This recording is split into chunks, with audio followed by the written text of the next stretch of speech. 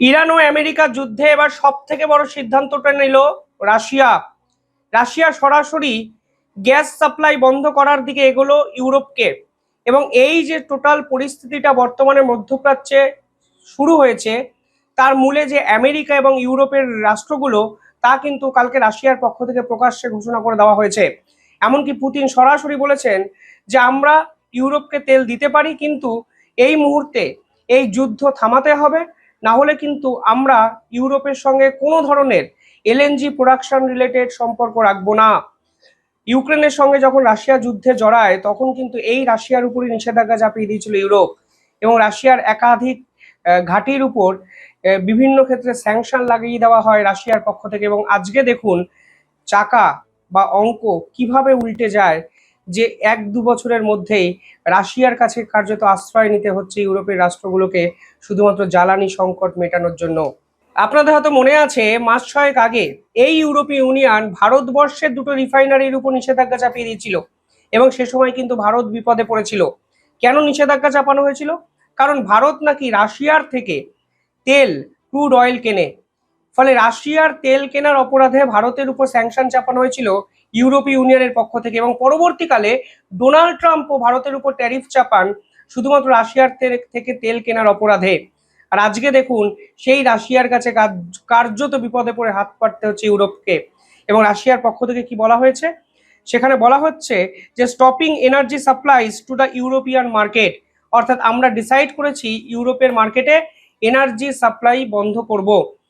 আরও একটা তথ্য যা আপনার শুনলে অবাক হয়ে যেতে পারেন, ইউরোপীয় ইউনিয়ন এর আগে ডিসাইড করেছিল যে এই রাশিয়ার উপর তারা 100% স্যাংশন চাপাবে 2027 সাল থেকে ধাপে ধাপে। কারণ এই রাশিয়া ইউক্রেনের সঙ্গে যুদ্ধে লিপ্ত, ইউক্রেনের একাধিক এনার্জি সেক্টর কার্যত ধ্বংস হয়ে গেছে, এবং ইউক্রেনের সঙ্গে যুদ্ধ থামানোর জন্য রাশিয়ার যে অয়েল সেক্টর আছে সেগুলোকে তারা স্যাংশনের আওতায় নিয়ে আসবে। আর এবার রাশিয়া বলছে 2027 কেন, 2026 থেকেই আমরা বন্ধ করে দিচ্ছি, তোমাদের বন্ধ করার ভরসায় বা তোমাদের বন্ধ করার অপেক্ষা আমরা করতে চাইছি না। মানে দেখুন, টিট ফর ট্যাট, মানে ঢিল ছুড়লে পাটকেলটি খেতেই হয়। এবং সময়ের থেকে বড় শিক্ষক যে আর কিছু নেই, তা কিন্তু এই ঘটনা পরিষ্কার করে দিচ্ছে। যে ইউরোপীয় ইউনিয়ন ভারতের রিফাইনারির উপর ব্যান লাগিয়েছিল, যে ইউরোপীয় ইউনিয়ন রাশিয়ার উপর 2027 সাল থেকে সম্পূর্ণ নিষেধাজ্ঞা জারি করার দিকে এগিয়ে গেছে, যে ইউরোপীয় ইউনিয়ন এবং আমেরিকা শুধুমাত্র বিশ্বের একাধিক দেশের উপর শুল্ক চাপিয়েছে রাশিয়ার থেকে তেল কেনার অপরাধে, সেই ইউরোপীয় ইউনিয়ন এখন রাশিয়ার কাছে হাত পাচ্ছে। এবং রাশিয়া এবার পাল্টা বলছে আমরা ইমিডিয়েটলি তোমাদের কাছে নথি স্বীকার তো করার প্রশ্নই নেই, কোনো ধরনের এনার্জি সাপ্লাই করব না। 2027 অপেক্ষা নয়, আজ থেকেই আমরা তোমাদেরকে এলএনজি সাপ্লাই বন্ধ করছি। ইউরোপীয় ইউনিয়নের মাথায় হাত। স্ট্রেট অফ হরমুজ বন্ধ করার পর ইউরোপীয় ইউনিয়নের 10-12% ঘাটতি জ্বালানি সেক্টরে দেখা দিয়েছে। শুধুমাত্র স্ট্রেট অফ হরমুজ নয়, ইউরোপীয় ইউনিয়নকে যারা সাপ্লাই করত, সেই সৌদি আরব, ইউএই, বাহরিন, কুয়েত, কাতার, সমস্ত রাষ্ট্রের জ্বালানি প্রোডাকশন হল্ট হয়ে গেছে। কাতার তো সব থেকে বেশি এলএনজি সাপ্লাই করে গোটা বিশ্বে, তাদের এলএনজি বিশ্বের কোথাও পৌঁছচ্ছে না স্ট্রেট অফ হরমুজ বন্ধ করার ফলে। এমনকি তাদের প্রোডাকশন কার্যত লন্ডভন্ড করে দিয়েছে ইরানের মিসাইল। সেই অবস্থায় রাশিয়া বলছে ইইউ কান্ট্রিজ, অর্থাৎ ইউরোপীয় union countries plan additional restriction on Russian LNG. বলছে ইউরোপীয় ইউনিয়নের দেশগুলো প্ল্যান করেছিল রাশিয়ার এলএনজির উপরে অ্যাডিশনাল রেস্ট্রিকশন চাপাবে। ফলে আমরা এখন সেই প্ল্যানটা অনুযায়ী এখন থেকেই তেল সরবরাহ বন্ধ করছি। এবং সেখানে বলা হচ্ছে এই মুহূর্তে স্ট্রেট অফ হরমুজ বন্ধ করে দেওয়ার ফলে ইরাকের তেল সাপ্লাই 70% বন্ধ হয়ে গেছে। কুয়েত ফোর্স মেজর অ্যাপ্লাই করতে বাধ্য হয়েছে, অর্থাৎ বিপদ সংকেত তারা ঘোষণা করে দিয়েছে, এবং তারা জ্বালানি সাপ্লাই কার্যত বন্ধ করে দিতে বাধ্য হয়েছে। একাধিক চুক্তি তারা রাখতে পারছে না, তারা অফিসিয়ালি ঘোষণা করে দিয়েছে।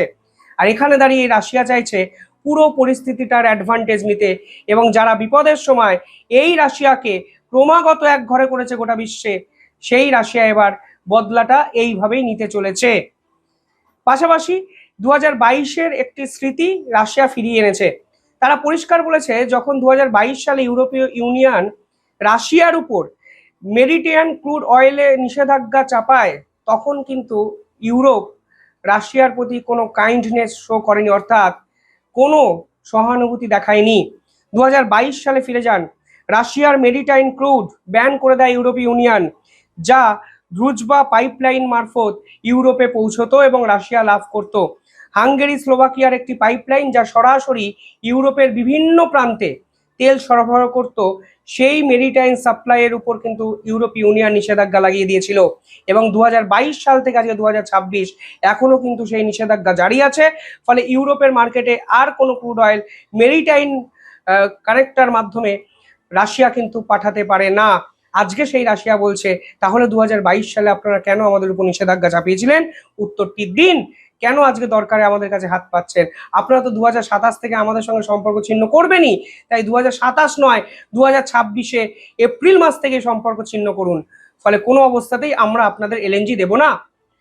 আর ভারত কালকে কি সিদ্ধান্ত নিয়েছিল আপনাদের তো মনে আছে। এরপর আপনারা নিজেরাই বুঝবেন এই যে ডিপ্লোম্যাটিক ইকুয়েশনগুলো তৈরি হচ্ছে তার কেন্দ্রবিন্দুতে কেন ভারত বারবার আমি বলি।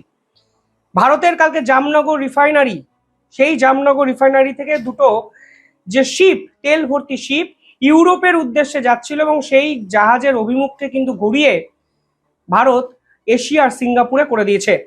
যে তথ্য কালকে আমি আপনাদের সামনে তুলে ধরেছিলাম, জামনগরের রিলায়েন্সের রিফাইনারি অ্যাডভান্টেজ লাইফ নামক একটি জাহাজে করে প্রায় 1,00,000 মেট্রিক টন ডিজেল ইউরোপের মার্কেটে কিন্তু শিপ করছিল এবং মাঝ রাস্তাতেই সিঙ্গাপুরে কিন্তু সেই শিপমেন্টকে ঘুরিয়ে দেওয়া হয়, অর্থাৎ ইউরোপের মার্কেটে ভারত কিন্তু তেল বা ডিজেল পাঠাচ্ছে না।